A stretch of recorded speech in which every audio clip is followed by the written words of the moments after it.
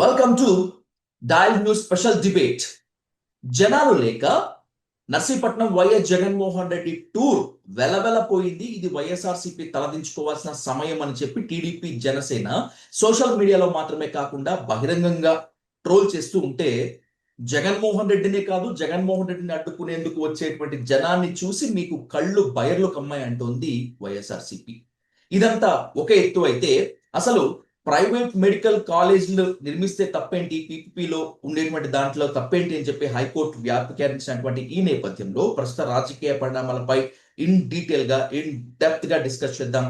Let's invite YSRCP official spokesperson Karamuru Venkatareddy గారు on to the dial news hot seat with Vijay Sadhu. Venkatareddy గారు నమస్తే. నమస్తే అన్న. ఏంటి కాస్త డల్ గా కనిపిస్తున్నారు? నర్సీపట్నం టూరు అనుకున్నంత స్థాయిలో రెస్పాండ్ అవ్వలేదు అనేటువంటి టీడీపీ ట్రోలింగ్ ని తట్టుకోలేకపోతున్నారా? లేదు, కొంచెం హెల్త్ ఇష్యూస్ ఉన్నాయి, అందువల్ల డల్ కనపడ్డా. కానీ నర్సీపట్నంలో జగన్మోహన్ రెడ్డి గారి టూరు సక్సెస్ అయింది, వేలాదిగా జనం వచ్చారని చెప్పి ఆ రెండు ఎల్లో మీడియా దినపత్రికలే రాసినాయి. ఏది మాకు వ్యతిరేకంగా ఉండేటటువంటి ఆ రెండు దినపత్రికలు మీరు చూస్తే, ఎయిర్పోర్ట్ లో జగన్మోహన్ రెడ్డి గారికి భారీగా స్వాగతం చెప్పారు. దారి పొడవునా జగన్మోహన్ రెడ్డి గారికి 60 కిలోమీటర్లు 6 గంటల సమయం పట్టిందని రాశారు. మీరందరూ లైవ్ చూశారు. మరి 60 కిలోమీటర్లు 6 గంటలు పట్టదు కదా, నార్మల్ గా జనం లేకపోతే గంటలో వెళ్ళిపోతారు కదా 60 కిలోమీటర్లు. లేకపోతే ఇంకొద్దిగా లేట్ అయితే గంటన్నరలో వెళ్ళిపోతారు కదా, 6 గంటలు ఎందుకు సమయం పట్టింది? రెండోది, మేమేం బల ప్రదర్శనకు ఎక్కడా పోవాలా, మేము బల ప్రదర్శన కోసం ఎక్కడ వెళ్ళలేదు. రెండో పాయింట్ ఏంటంటే, మేము ఒక ప్రజలకు సంబంధించినటువంటి ఒక ఉపయోగకరమైనటువంటి అంశం మీద మేము వెళ్ళాం. ఏంటంటే, ఈరోజు ప్రజల ఆరోగ్యానికి సంబంధించినటువంటి పెద్ద ఆసుపత్రులు, అంటే ప్రభుత్వ పెద్ద ఆసుపత్రులు, అదేవిధంగా ప్రభుత్వ మెడికల్ కాలేజీలని ఏదైతే ఈ కూటమి ప్రభుత్వం ప్రైవేటీకరణ చేస్తా ఉందో, ఆ ప్రైవేటీకరణ ఆపడం కోసం, ఆ ప్రైవేటీకరణకు వ్యతిరేకంగా మేము నర్సీపట్నంలో సాక్షాత్తు స్పీకర్ అయ్యన్న పాత్రుడు నియోజకవర్గంలో మెడికల్ కాలేజ్ ఏదైతే నిర్మాణం చేపట్టామో, ఆ నిర్మాణాన్ని ఈ కూటమి ప్రభుత్వం వచ్చినాక అర్ధాంతరంగా ఎలా ఆపేసిందో అది చూపించడానికి వెళ్ళాం. దీంట్లో ఏముంది, సక్సెస్ ఆ ఫెయిల్యూరా? మేము ఇప్పుడు ఏమన్నా ఎన్నికలు కాదు సక్సెస్ ఆ ఫెయిల్యూరా చెప్పడానికి. మేము ఒక కాజు మీద, ప్రజలకు ఉపయోగపడేటటువంటి అంశం మీద మేము వెళ్ళాం. దాన్ని అవతల వాళ్ళు ట్రోల్ చేసుకుంటా అంటే చేసుకోనండి, మాకు వచ్చినటువంటి నష్టమే ఉంది. దారి పొడుగునా కనపడినటువంటి జనం అంతా ఏ టెక్నాలజీ అనో, లేదంటే అసలు వాళ్ళ జనమే గారనో, లేదంటే జగన్మోహన్ రెడ్డి గారి కోసం వచ్చినటువంటి వాళ్ళ మీద సాక్షాత్తు విశాఖపట్నం సిపి మాట్లాడినటువంటి విధానము, అవన్నీ మన జనం రాకపోతే ఎందుకు మాట్లాడతారు?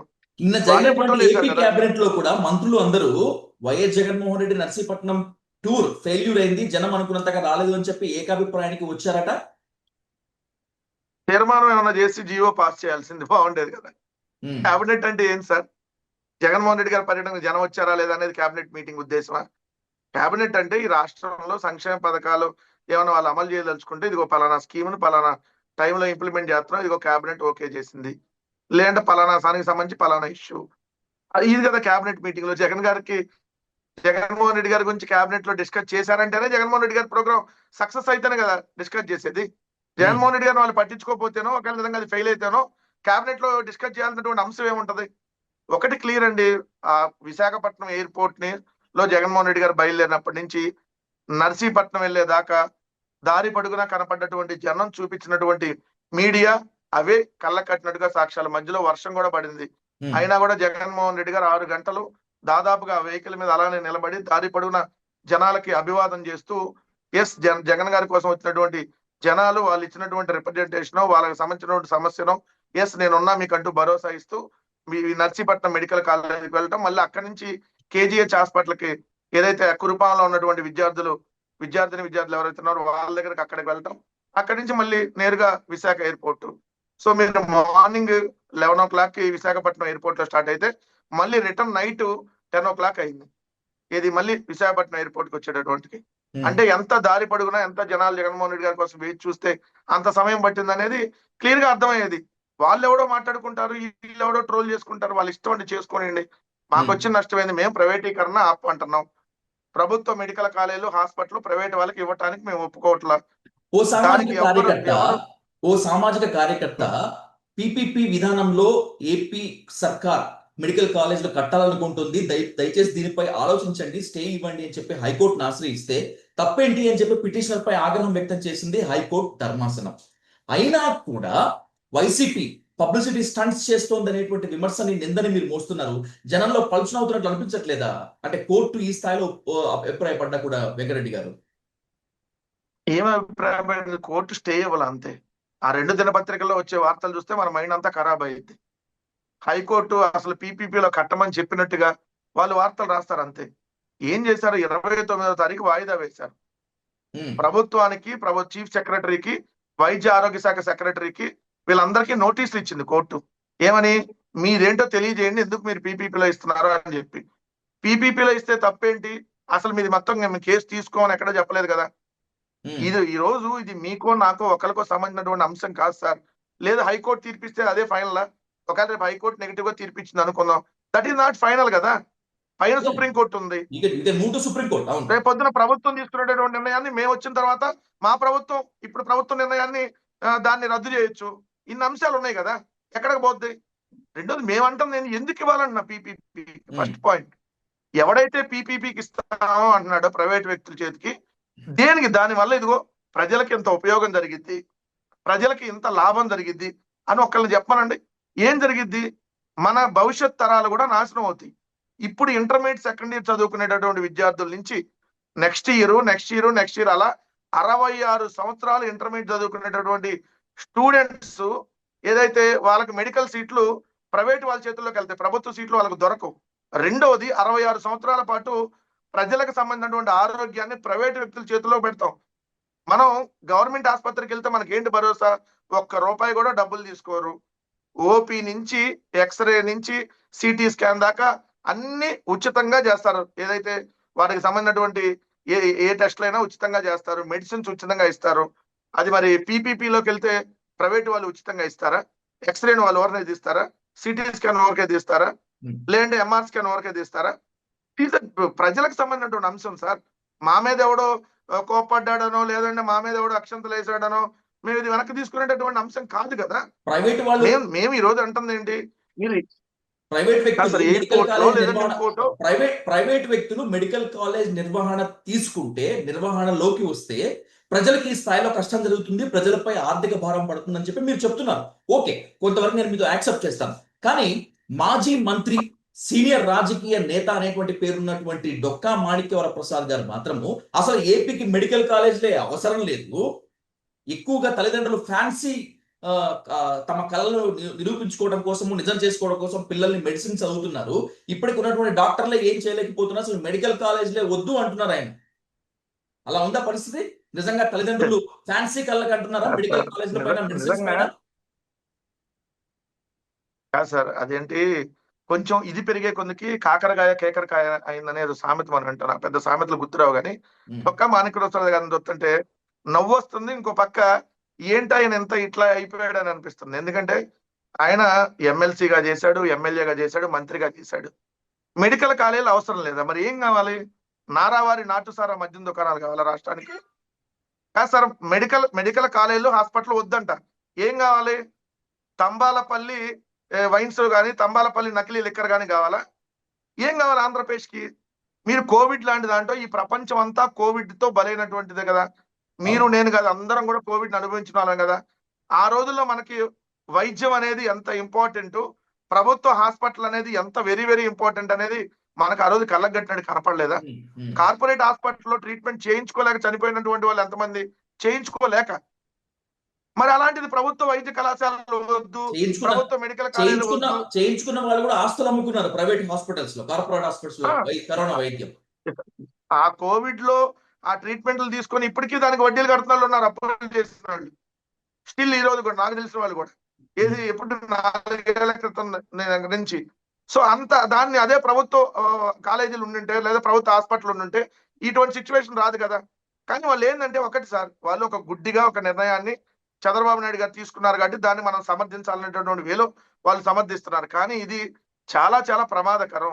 పీపీపీ అంటే ఏంటి? Privatisation of public property. మన పబ్లిక్ ప్రాపర్టీని తీసుకెళ్లి వాళ్ళ చేతిలో, పబ్లిక్ ప్రాపర్టీ, పబ్లిక్ ప్రాపర్టీ ఇది కాదట. ఇది కాదు అని చెప్పి నిండు అసెంబ్లీ సాక్షిగా నారా చంద్రబాబు నాయుడు గారు పబ్లిక్ ప్రైవేట్ పార్ట్నర్షిప్ అని చెప్పినా కూడా మళ్ళీ మీరు అదే మాట్లాడతారు ఏంటండి? అలా కాదని చెప్పారు కదా సార్ ముఖ్యమంత్రి పబ్లిక్ గారు. ప్రైవేట్ పార్ట్నర్షిప్ అంటే పబ్లిక్ ఉపయోగం కలగాల వద్దా? మీరు కలగాలి, చెప్పండి. అల్టిమేట్ గా పబ్లిక్కే ఉపయోగం కలగాలి. కలగాలి కదా. ఎలా ఉపయోగం జరిగింది? మీరు హాస్పిటల్ తీసుకెళ్లి ప్రైవేట్ వాళ్ళకి ఇస్తే పీపీపీలో ఇస్తున్నారు సార్. పులివెందుల మెడికల్ కాలేజ్ 50 ఎకరాల్లో ఉంది. ఎకరం 100 రూపాయలకి సంవత్సరానికి లీజుకి ఇస్తున్నారు 66 ఏళ్ల పాటు. 33+33 హైయెస్ట్ అంటే మదనపల్లి 100 ఎకరాల్లో ఉంది. అంటే 10,000 వస్తుంది సంవత్సరానికి. దీనివల్ల పబ్లిక్ ఏమన్నా ఆదాయం వస్తుందా? ప్రభుత్వానికి ఏమైనా ఆదాయం వస్తుందా? పబ్లిక్ ప్రైవేట్ పార్ట్నర్షిప్ అన్నారు కదా. ఉమ్, దీనివల్ల పబ్లిక్ ఏమొస్తుంది? ఇప్పుడు మీరు ఎక్స్రేకి గవర్నమెంట్ హాస్పిటల్కి వెళ్ళండి, 0 ఉచితం. సిటీ స్కాన్ ఉచితం. పీపీపీలోకి ఇస్తే ఇవన్నీ ఉచితంగా ఇస్తున్నారా? కాలేజీలో సీట్లు జగన్మోహన్ రెడ్డి గారు ఆ కాలేజ్ మెయింటెనెన్స్ కోసం ఉండాలని చెప్పి కొన్ని సీట్లు ఎన్ఆర్ఐ కోటా కేటాయించారు, 20 లక్షలు ఛార్జ్. ఏది దానివల్ల ఆ కాలేజ్ డెవలప్ అయ్యిద్దని. ఇప్పుడు వాళ్ళు ఏం చేస్తున్నారు? పీపీపీలో 57.5 లక్షలు ఎవరికి వెళ్తాయి? ఆ ఎవడైతే కాంట్రాక్ట్ టెండర్ పాల్గొన్నాడో వాడికి వెళ్తాయి, తీసుకున్నాడు. దానివల్ల ప్రభుత్వానికి ఏమైనా ఆదాయం వస్తుందా? అసలు ఎందుకు ఇవ్వాలి సార్ అంటున్నా. మొన్న మంగళవారం చేసిన అప్పు ఎంత? 1900 కోట్లు ఉమ్, మొన్న మంగళవారం. ఉమ్, ఆ అప్పుతో ఎన్ని మెడికల్ కాలేజీలు కట్టొచ్చు? 4 కట్టొచ్చు. ఉమ్. ఒక్క మంగళవారం వీళ్ళు చేసే అప్పుతో 4 మెడికల్ కాలేజీలు కట్టొచ్చు. ఇప్పటి వరకు వీళ్ళు చేస్తున్న అప్పు ఎంత? 16 నెలల్లో 2,10,000 కోట్లు. నర్సీపట్నం మెడికల్ కాలేజ్ కి అసలు కేంద్రం అనుమతి లేదు. కేంద్రం దృష్టిలో లేకపోయినప్పటికీ కూడా 15 నుంచి 15 కోట్లు దాదాపు మీరు గంగలో పోశారు. నర్సీపట్నం మెడికల్ కాలేజ్ కి జగన్ గానీ వైసీపీ నేతలు వెళ్ళడానికి ఏ మాత్రం అర్హత ఉందని చెప్పి టీడీపీ మొత్తం నిలదీస్తుంది కదా మిమ్మల్ని. అందుకనే వాళ్ళు అలా అలా మాట్లాడే వాళ్ళు పలసన అయిపోతున్నారు రోజు రోజుకి. జగన్మోహన్ రెడ్డి గారి హయాంలో 3 సంవత్సరాల్లో పూర్తయ్యే విధంగా, 3 దఫాలుగా పూర్తయ్యే విధంగా 17 మెడికల్ కాలేజీలకు శ్రీకారం చుట్టారు. ఒకటి 2023-24 అకాడమిక్ ఇయర్ లో 5 మెడికల్ కాలేజీలు పూర్తి అవ్వాలని చెప్పి 2,525 కోట్లు ఖర్చు పెట్టి పూర్తి చేశారు 2023-24 అకాడమిక్ ఇయర్ కి. జగన్మోహన్ రెడ్డి గారు ముఖ్యమంత్రిగా ఉన్నారు. తర్వాత 2024-25 అకాడమిక్ ఇయర్ కి ఇంకొక 5 మెడికల్ కాలేజీలు పూర్తి అవ్వాలనేటటువంటి లక్ష్యంతో వాటిని కూడా ఆల్మోస్ట్ కంప్లీట్ చేశారు. దాంట్లో ఒకటి పాడేరు ఓపెన్ అయింది. పులివెందుల ఆదోని లాంటి ఇంకా ఓపెన్ కాల. 2025-26 అకాడమిక్ ఇయర్ లో మీరన్న నర్సీపట్నం, పార్వతీపురం ఇవన్నీ 3వ దఫాలో ఉన్నాయి. అంటే ఈ అకాడమిక్ ఇయర్ లో ఈ సంవత్సరం స్టార్ట్ కావాలి. జగన్మోహన్ రెడ్డి గారు ఉన్నప్పుడు అసలు అది నర్సీపట్నం చరిత్ర మనం చూసుకుంటే మెడికల్ కాలేజ్ నర్సీపట్నం కాదు అసలు అది. ఆ మెడికల్ కాలేజ్ అనకాపల్లికి. ఫస్ట్ అనకాపల్లికి సంబంధించి 2021 సంవత్సరంలో జగన్మోహన్ రెడ్డి గారి ప్రభుత్వం అనకాపల్లిలో మెడికల్ కాలేజ్ పెట్టాలని చెప్పి పరిపాలన అనుమతులు మొత్తం ఇచ్చింది. కానీ తర్వాత జగన్మోహన్ రెడ్డి గారు ఆలోచన చేసి లేదు లేదు అనకాపల్లి అంటే విశాఖపట్నానికి ఎటు దగ్గరగా ఉంటది కాబట్టి అనకాపల్లి కంటే అనకాపల్లి జిల్లాలో డ్రై ఏరియాగా ఉన్నటువంటి నర్సీపట్నంలో మెడికల్ కాలేజ్ తీసుకెళ్లాలని చెప్పి ఆగస్టు 8, 2022 సంవత్సరంలో ఆయన పరిపాలన అనుమతులు ఇచ్చారు. తర్వాత ఆయన అదే 2022 డిసెంబర్ 30వ తారీఖున జగన్మోహన్ రెడ్డి గారు నర్సీపట్నం వెళ్ళి అక్కడ శంకుస్థాపన చేశారు. ఏదైతే నర్సీపట్నం మెడికల్ కాలేజీకి. అది చాలా డ్రై ఏరియాలో. ఎందుకు? అదంతా ఉపయోగకరంగా ఉంటది అక్కడ, ఆ ప్రాంతం అంతా డెవలప్ అవుతున్నటువంటి ఆలోచనతో అక్కడ ఆ రోజు శంకుస్థాపన చేసినప్పటి నుంచి 14 నెలలే జగన్మోహన్ రెడ్డి గారు ముఖ్యమంత్రిగా ఉంది. ఆ 14 నెలల కాలంలో దాదాపుగా 3 ఫ్లోర్లు, మనం మీరు జగన్మోహన్ రెడ్డి గారు వెళ్ళినప్పుడు మీరు విజువల్ చూస్తుంటారు, 3 ఫ్లోర్లు ఆల్రెడీ బిల్డింగ్లు అక్కడ కట్టారు. అదే ఈ 16 నెలల్లో కంప్లీట్ అయ్యేది వీళ్ళు కానీ వర్క్ ఆపకుండా స్టార్ట్ చేస్తుంటే. అంటే ఈ అకాడమిక్ ఇయర్ మెడికల్ కాలేజ్ అయిపోయేది. కానీ దానికి అనుమతులు లేవు, ఇది లేవు. ఏం మాట్లాడతారండి? ఆయన 7 సార్లు ఎమ్మెల్యేగా అయ్యాడు అయ్యన్న పాత్రుడు గారు. ఆయన నియోజకవర్గానికి మెడికల్ కాలేజ్ ఆయనకి చేతగాల. జగన్మోహన్ రెడ్డి గారు తీసుకొని వచ్చారు, సంతోషించి ఇంకొద్దిగా బాగా ఎక్కువ ఖర్చు పెట్టి ఇంకా నీట్ గా కట్టాలి కదా, ఇంకా బాగా బ్రహ్మాండంగా కడితే ఆయనకే పేరు ఉంటది కదా. అసలు మెడికల్ కాలేజీలు వద్దంటే ఏందండి? ఇదేంది? ఇంత నీచమైనటువంటి పార్టీలు కానీ ప్రభుత్వం కానీ మనం భవిష్యత్తులో చూడ ఇప్పటి వరకు చూసుండం. ఎందుకంటే మనం ఈరోజు ప్రభుత్వ ఆధ్వర్యంలో నడిస్తే మనం ఏమనుకుంటాం? ట్రాన్స్పరెంట్ గా ఉంటది, తక్కువ రేటుకి వస్తుంది అనుకుంటాం. కానీ ప్రభుత్వం వద్దంట, అన్ని ప్రైవేట్ వ్యక్తుల చేతికి ఇవ్వాలంట. ఇంకెక్కడ మీరు చెప్పండి? అన్ని ప్రైవేట్ వ్యక్తుల చేతికి ఇస్తే రేపొద్దున వైద్య ఆరోగ్యానికి సంబంధించి మీరు ఎయిర్పోర్ట్లు ఇచ్చుకోండి, ఎవరు కాదంట్లా. ఎయిర్పోర్ట్లు పీపీపీలో కట్టుకోండి, ఎవడు అబ్జెక్ట్ చేయడు. బట్ ప్రభుత్వ హాస్పిటల్ పీపీపీకి ఇవ్వడం ఏంటి? దీనివల్ల నష్టం కదా. అది మేము నెత్తి నోరు పట్టుకొని చెప్తా ఉంటే ఇంకా కూడా వాళ్ళు దాన్ని సమర్థిస్తా ఉన్నారంటే ఇంకా వాళ్ళ విజ్ఞతకి వదిలేస్తున్నాం. నేను సింగిల్ పాయింట్ ఒకటే ఎజెండాగా చెప్తున్నా, కడుపుకి అన్నం తినేవాడు ఎవ్వడు కూడా ప్రభుత్వ మెడికల్ కాలేజీలు ప్రభుత్వ హాస్పిటల్ని ప్రైవేట్ వాడికి ఇవ్వడు. ఇంకా వాళ్ళ ఆలోచన వాళ్ళు వదిలేస్తున్నాం. ఇప్పుడు మీరెంత మొత్తుకుంటున్నా, మీరెంత చించుకుంటున్నా, ప్రజల కోసం మేము ఎంత ఉద్యమిస్తామని చెప్పుకున్నప్పటికీ కూడా కూటమి మాత్రం ఖచ్చితంగా తను చేయాల్సింది చేసినట్టే అని ముందుకు వెళ్తోంది. కోర్టు కూడా ఏం చెప్తుంది అనేటువంటిది మీరు చెప్పిన దాని ప్రకారం 29 తారీఖు వెయిట్ చేయాల్సిందే. దీనికి మద్దతుగా మీరు కోటి సంతకాల సేకరణ చేపడుతున్నారు. అంటే ఏంటి, what you want to convey by this Venkatareddy గారు? ప్రజలు మీతో కలిసి వస్తారని చెప్పి అంటున్నారా, లేకపోతే ప్రజలు మా వైపు ఉన్నారని చెప్పి సంతకాల సేకరణ సేకరిస్తున్నారా? సార్, ఈ రోజు ఒక ప్రభుత్వం తీసుకున్నటువంటి ఒక దిక్కుమాలిన చర్యకు వ్యతిరేకంగా, ఎందుకంటే ఇది ప్రజలకు సంబంధించినటువంటి అంశం. ఇది ఒక కాలేజీ కాదు, దాదాపుగా 10 కాలేజీల్ని, అంటే 10 జిల్లాలకు సంబంధించినటువంటి సమస్య. ఆ జిల్లాలో ఉన్నటువంటి, ఆ 10 జిల్లాలో ఉన్నటువంటి ప్రభుత్వ మెడికల్ కాలేజీని, హాస్పిటల్ని వాళ్ళు ప్రైవేటీకరణ చేస్తున్నారు కాబట్టి ప్రజల మద్దతు, ప్రజలు ఈ రోజు స్వచ్ఛందంగానే వస్తున్నారు. ఎందుకంటే ఎస్, ఈ చంద్రబాబు నాయుడు గారి ప్రభుత్వం తీసుకున్నటువంటి నిర్ణయం ఇది కరెక్ట్ కాదు అనేది ప్రజలు ఈ రోజు ఓపెన్ గానే చెప్తున్నారు. దాన్ని 1 కోటి మందితో, ఆంధ్రప్రదేశ్ రాష్ట్రంలో ఉన్న 5 కోట్ల ప్రజలలో 1 కోటి మందితో సంతకాల సేకరణ చేసి గవర్నర్ గారికి రిప్రజెంటేషన్ ఇవ్వాలి. ఇది గవర్నర్ గారు కూడా చర్యలు తీసుకోకపోతే అప్పటికి ఖచ్చితంగా దీన్ని నేషనల్ లెవెల్లో తీసుకెళ్తాం. పార్లమెంట్ సాక్షిగా, రాష్ట్రపతి సాక్షిగా, రాష్ట్రపతి గారి దగ్గర కూడా తీసుకొని వెళ్తాం. ఒకవేళ అయినా కూడా వీళ్ళు మొండిగా అదే నిర్ణయం తీసుకొని అదే పీపీపీలోకి వెళ్ళి ప్రైవేట్ వాళ్ళకి ఇస్తే మళ్ళీ మేము అధికారంలోకి వచ్చిన తర్వాత ఖచ్చితంగా రద్దు చేస్తాం. ఇది క్లియర్ గా ఉన్నాం. అది పబ్లిక్ ప్రాపర్టీ, ప్రజల ఆస్తిని ప్రజలకే ఉండాలి. అది ప్రజల ఆస్తి, అది ప్రభుత్వ ఆస్తి, ప్రజల ఆస్తి. దాన్ని ప్రైవేట్ వ్యక్తుల చేతుల్లోకి పెట్టి దాన్ని అమ్మేస్తామనంటే ఎట్టి పరిస్థితుల్లో వైఎస్ఆర్ కాంగ్రెస్ పార్టీ ఒప్పుకోదు. ప్రజలు కూడా ఈరోజు అందుకనే వైఎస్ఆర్ కాంగ్రెస్ పార్టీకి మద్దతుగా ఈ మెడికల్ కాలేజీలు ప్రైవేటీకరణ ఇవ్వడానికి వ్యతిరేకంగా ప్రజలు కూడా స్వచ్ఛందంగా వస్తున్నారు. కాబట్టి నిన్న జగన్మోహన్ రెడ్డి గారికి దారి పొడుగునా వచ్చినటువంటి జన నీరాజనమే దానికి నిదర్శనం. ఖచ్చితంగా 1 కోటి సంతకాలు సేకరించి 45 రోజుల్లో గవర్నర్ గారికి ఇవ్వబోతా ఉన్నాం.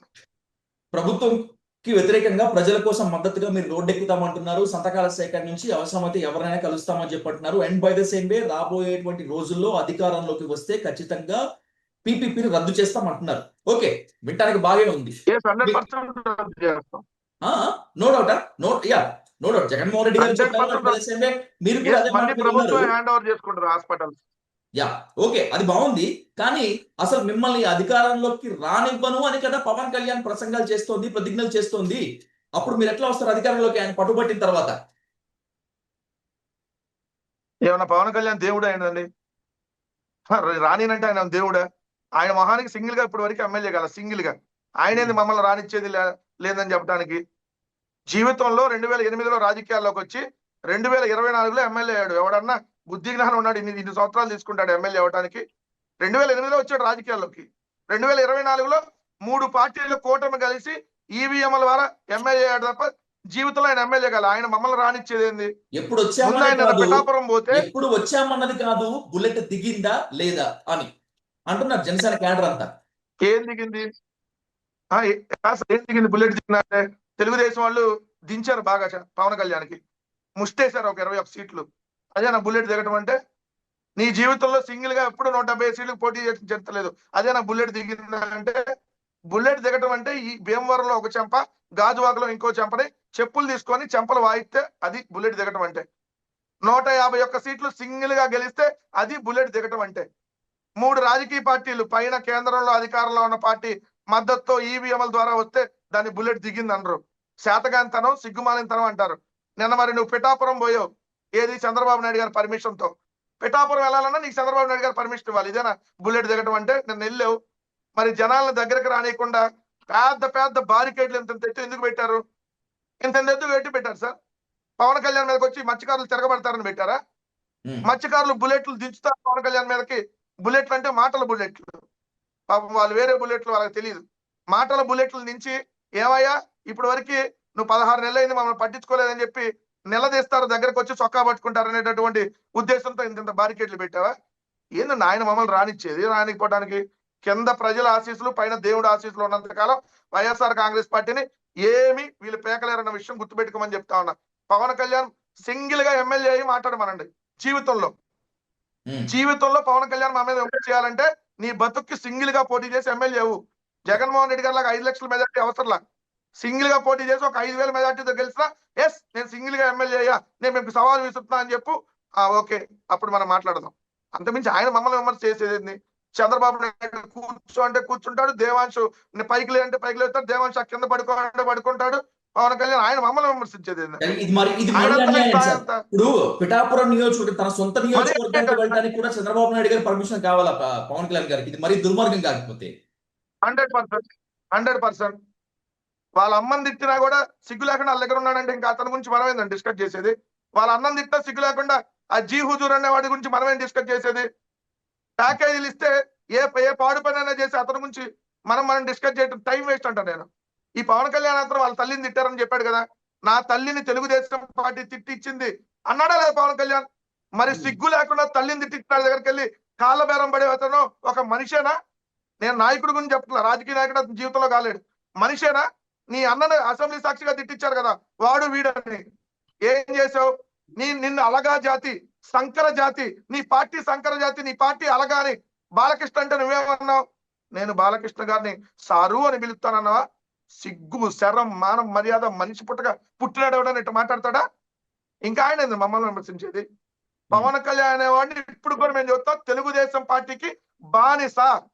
తెలుగుదేశం పార్టీ ఆఫీస్ దగ్గర ఏదైతే వాచ్మెన్ ఉద్యోగానికి మనకి వస్తాడు తప్ప వేరే దానికి పనికిరాడు. ఆయన అందరికి మేము రెస్పాండ్ అవ్వాల్సిన పని లేదు. ముందు ఆయన సింగిల్ గా పోటీ చేసి ఎప్పుడన్నా జీవితంలో ఒకసారి ఎమ్మెల్యే అయ్యి సింగిల్ గా అప్పుడు మా మీద విమర్శ చేయమనండి, ఆ రోజు మళ్ళీ మాట్లాడదాం. అంతకంటే టూర్ ప్రకారము ప్రిస్క్రైబ్డ్ డేట్ ప్రకారము ఈ రోజు వెళ్ళాలి కదా, అక్టోబర్ 10వ తేదీ వెళ్ళారు ఆయన ఉప్పాడ మత్స్యకారులతో. ఎందుకని నిన్న వెళ్ళారు పవన్ కళ్యాణ్? ఎందుకని వెళ్ళారు? జగన్ గారు చేసుకోవాల్సి వచ్చింది. జగన్ గారి జ్వరం వచ్చింది చంద్రబాబు నాయుడు గారికి, అందుకని ఈయన పంపించాడు. కాదండి, జగన్ గారి జ్వరం వచ్చింది చంద్రబాబు నాయుడు గారికి, ఈ కూటమి ప్రభుత్వానికి ఎవరు పంపించాలి? నారా లోకేష్ పనికిరాడు కదా చంద్రబాబు నాయుడు దృష్టిలో, అందుకని పవన్ కళ్యాణ్ పంపించాడు. సినిమా హీరో కదా, పిలిస్తే జనాలు వస్తారు కదా సినిమా హీరోని చూడటానికి, అందుకని నేను పంపించాడు. ఉప్పాడలో మత్స్యకారుల సమస్య కాదు విజయ్ గారు, ఉప్పాడలో మత్స్యకారుల సమస్య నిన్న ఒక్కరోజు వచ్చిందా? మరి 16 నెలలుగా ఉంది కదా, ఈయన అడుగుతానే ఉన్నారు కదా, మరి ఎందుకు పోలా? రెండోది, ఆయనకు సంబంధించినటువంటి దాంట్లో అదే నియోజకవర్గంలో అనేక సమస్యలు ఉన్నాయి, ఎప్పుడు ఎందుకు పోవట్లా? నిన్న ఎందుకు పోయాడు? జగన్మోహన్ రెడ్డి గారు నర్సీపట్నం వెళ్తున్నారు కాబట్టి 100 రోజుల సమయం నాకు ఇవ్వండి. ఈ 100 రోజుల్లో గనక నేను మీ సమస్యలు తీర్చలేకపోతే నేను రాజకీయాలు వదిలేస్తా, రాజకీయాలు దూరంగా ఉంటానని చెప్పాడు పవన్ కళ్యాణ్. ఇంత డేరింగ్ స్టేట్మెంట్ చాలదా ఆయన ఏంటో చెప్పడానికి? సత్యాదిత్యుడే నన్ను పవన్ కళ్యాణ్ మాట మీద ఈరోజు నిలబడ్డా? తన తల్లిని తిడితేనే మాట మీద నిలబడలా, తన అన్నం తిడితేనే నిలబడలా. ఈయన ఊరకు నోట్లో నుంచి ఓ పిచ్చివాగుడు 100 రోజుల్లో పరిష్కరిస్తా. ఎన్ని రోజుల్లో పరిష్కరిస్తానండి సొగాలి ప్రీతి గారి ఇష్యూని? సొగాలి ప్రీతి గారి ఇష్యూని ఎన్ని రోజుల్లో పరిష్కరిస్తానని చెప్పాడు? అధికారంలోకి వచ్చినాక మొట్టమొదట సొగాలి ప్రీతి అంశాన్ని పరిష్కరిస్తా అన్నాడు. ఎన్నాళ్ళయింది? 16 నెలలు అయింది. మరి ఏం పరిష్కరించారు? పవన్ కళ్యాణ్ మాటలకి పిట్టల దొర మాటలకి రెండు ఈక్వలే ఉంటాయి. వాటిని మనం దాన్ని తీసుకొని పవన్ కళ్యాణ్ ఏదో సీరియస్ గా మాట్లాడాడు, పవన్ కళ్యాణ్ ఏం మాట్లాడతాడో ఆయనకే తెలీదు. ఈ రోజు పొద్దున పూట మాట్లాడిన మాటకి మధ్యాహ్నం మాట్లాడిన మాటకి ఏమన్నా కన్ఫైన్ ఉంటాడా? మళ్ళీ రాత్రి ఇదన్నీ మర్చిపోయి ఇంకోటి మాట్లాడతాడు, తెల్లారి ఈ 3 మర్చిపోయి ఇంకోటి మాట్లాడతాడు. ఆయన మాట్లాడినటువంటి మాటలు మనం పరిగణలో తీసుకుంటే ఏదో మనకన్నా పిచ్చి పట్టాలి, లేదంటే ఆయనకన్నా పిచ్చి ఉండాలి. రెండింటిలో ఏదో ఒకటన్నా కన్ఫైన్ అవ్వాలి. సో ఆయన మాట్లాడి 100 రోజులు పరిష్కరిస్తా అన్నాడు. 100 వద్దు, 200 రోజులు తీసుకో, పరిష్కరిస్తావా? చేయకపోతే రాజకీయాలు తప్పుకుంటావా? లేదంటే నీ మెట్టు తీసుకొని నువ్వు కొట్టుకుంటావా? ఎందుకు ఊరికి సొల్లు కబుర్లు, సోది కబుర్లు? కాదండి విజయ్ గారు, ఇప్పుడు ఆయన ఏమన్నా మాట మీద నిలబడ్డా? 30,000 మంది మహిళలు మిస్ అయ్యారు, నేను తీసుకొని వస్తా అన్నాడు. ఏడ తీసుకొచ్చావు? ఏడున్నారు? అసలు మిస్ అయ్యారా? లేని అబద్ధాలు ఎందుకు చెప్పావు? తిరుమల లడ్డూలో జంతువుల కొవ్వు కలిసింది, అయోధ్యకి 1,00,000 లడ్లు ఆ జంతువుల కొవ్వుతో పంపించాం అన్నాడు. మరి ఆ లడ్లన్నీ మోడీ గారు, అమిత్ షా గారు, supreme court chief justice, high court justice అందరు తిన్నారు కదా. వాళ్ళందరం కలిసి ఉంటే మరి ఏం చర్యలు తీసుకున్నారు? ఇవన్నీ తప్పుడు మాటలనే కదా దానికి అర్థం. రాజకీయం కోసం ఎలాంటి లత్కోరు మాటలైనా మాట్లాడేటటువంటి వ్యక్తి మొట్టమొదటి చంద్రబాబు నాయుడు అయితే, ఇప్పుడు చంద్రబాబు నాయుడు మించి పవన్ కళ్యాణ్ అనేది స్పష్టంగా ఈ రోజు ప్రతి అంశంలో కనపడతా ఉంది. వీళ్ళ అబద్ధాలు రోజు బట్టబయలు అవుతా ఉన్నాయి. నిన్న జగన్మోహన్ రెడ్డి గారు కానీ రాజశేఖర రెడ్డి గారికి అసలు ఏమీ తీసుకురాలేదు అంతకుముందు చెప్పాడు కదా. నిన్న అక్కడికి వెళ్ళి ఏం చెబుతున్నాడు? ఈ దివిస్, ఈ రామ్కి, ఈ పరిశ్రమలన్నీ ఇక్కడ రాజశేఖర రెడ్డి గారి హయాం నుంచే వచ్చినాయి అన్నాడు. అంటే వీళ్ళు ఒక కంపెనీ కూడా తీసుకురాలేదనే కదా అర్థం, అంటే వాళ్ళు అన్ని తెచ్చారనే కదా. సో ఇలా అన్ని ఏంటంటే ఆ అవసరం కోసం ఆ రోజు పబ్బం గడుపుకోవడానికి ఏదో ఒక మాటలు చంద్రబాబు నాయుడు మాట్లాడిస్తా ఉంటాడు. తర్వాత హోల్సేల్ గా బకరా అయ్యేది పవన్ కళ్యాణ్. అనేక సందర్భాలు అయ్యాడు, ఇప్పుడు మరొకసారి అయ్యాడు. ఎందుకంటే మొన్న మీరు చూశారు, సీజ్ ద షిప్ అన్నాడు, షిప్ పోయింది, బియ్యం కూడా పోయినాయి కదా. ఏమైంది ఆ షీజ్ ద షిప్? మీరు చెప్పండి. షీజ్ ద షిప్ అని దేశవ్యాప్తంగా బకరా అయింది ఎవరు? మన ఆంధ్రప్రదేశ్ రాష్ట్ర ఉప ముఖ్యమంత్రి పవన్ కళ్యాణ్. మరి ఏమైంది? షిప్ ఏమైంది? బియ్యం ఏమైనాయి? ఆ బియ్యం ఎవరై? అది బియ్యం పులివెందుల నుంచి వచ్చినాయా, పిఠాపురం నుంచి వచ్చినాయా, తెనాలి నుంచి వచ్చినాయా? ఆ బియ్యాన్ని ఎక్కడి నుంచి ఎక్కడికి వచ్చినాయి? ఎవరి మీద చర్యలు తీసుకున్నారు చెప్పండి? ప్రభుత్వం వాళ్ళే కదా. ఇవన్నీ ఏంటంటే జగన్మోహన్ రెడ్డి గారి అంశాలని డైవర్ట్ చేయాలి, ప్రజల్లో జరుగుతున్నటువంటి ఏదైతే చర్చను డైవర్ట్ చేయాలి. డైవర్ట్ చేయడానికి పవన్ కళ్యాణ్ అప్పుడప్పుడు చంద్రబాబు నాయుడు పంపిస్తాడు, స్పెషల్ ఫ్లైట్ ఇచ్చి. పంపించగానే ఆయన ఇక్కడికి వస్తాడు, వాగుతాడు, పోతాడు. మళ్ళీ ఆయన పిలిచినప్పుడు వస్తాడు, వాగుతాడు, పోతాడు. అంతకుమించి దీంట్లో కొత్తదనం ఏముంది? రోజు వింటున్నటువంటి సోది పురాణమే కదా. సో మాకు అలవాటైంది, ప్రజలకు కూడా అలవాటైంది. సో ఏది ఏమైనప్పటికీ రాబోయేటువంటి రోజుల్లో వైసీపీ ప్రజా పోరు ఉధృతం చేస్తుంది. ఖచ్చితంగా ప్రజల కోసం నిలబడి కూటమి నిలదీస్తామంటారు. సార్, మాకు అధికారం ఉన్నా అధికారం లేకపోయినా మళ్ళీ స్పష్టంగా చెప్తున్నాం, మేము నిరంతరం ప్రజల పక్షానే ఉన్నాం. అధికారంలో ఉంటే ప్రభుత్వం ద్వారా ప్రజలకు మంచి చేసాం. అధికారం లేనప్పుడు ప్రభుత్వం ఏదైతే వ్యతిరేక కార్యక్రమాలు తీసుకుంటుందో ప్రజలకి, దాని మీద వ్యతిరేకంగా మేము పోరాడుతున్నాం. సో 100% ఈ రోజు 2009 సంవత్సరంలో రాజకీయాల్లోకి వచ్చినటువంటి జగన్మోహన్ రెడ్డి గారు, దాని తర్వాత 3 నెలలకే రాజశేఖర రెడ్డి గారు చనిపోయినటువంటి తరుణంలో తర్వాత నిరంతరం ప్రజల పక్షాన్ని నిలబడుతూనే వచ్చారు.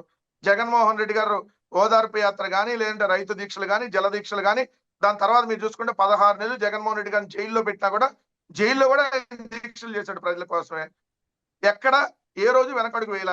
ఇప్పటికీ చెప్తా ఉన్నాం, ఆంధ్రప్రదేశ్ రాష్ట్రంలో ప్రజల పక్షాన పోరాడుతున్నటువంటి ఏకైక పార్టీ వైఎస్ఆర్ కాంగ్రెస్ పార్టీ. వాళ్ళు అవునన్నా కాదన్నా ఇంకోళ్ళతో మేమేదో అవును కాదని చెప్పించుకోవాలన్నటువంటి పరిస్థితి కూడా లేదు. ప్రజలకు సమస్య ఎక్కడుంటే అక్కడ వైఎస్ఆర్ కాంగ్రెస్ పార్టీ ఉంటది. సో ప్రజల పక్షాన పోరాడతాం. ఈ మెడికల్ కాలేజీలని ఎట్టి పరిస్థితుల్లో కూడా ప్రైవేటు వ్యక్తుల చేతికి ఇవ్వటాన్ని మేము ఒప్పుకోం. దీని మీద ఎందాకైనా వెళ్తాం. అయినా మీరు కాదని మొండిగా ఇలాంటి పిచ్చి నిర్ణయం తీసుకొని ఇస్తే ఎవడైతే తీసుకుంటాడో ఆ టెండర్ కాంట్రాక్టర్ కి ముందే చెప్తా ఉన్నాం, ఇది మీకు 3 ఏళ్లే, తర్వాత మళ్ళీ మీ దగ్గర నుంచి మొత్తం తిరిగి వసూలు చేస్తా ఉన్న విషయం కూడా గుర్తుపెట్టుకోమని చెప్తాం. Thank you so much Venkatareddy గారు. మళ్ళీ కూర్చున్నాం, ఖచ్చితంగా ప్రజా సమస్యపై మాట్లాడదాం వైసీపీ తీరుపైన. Thank you so much.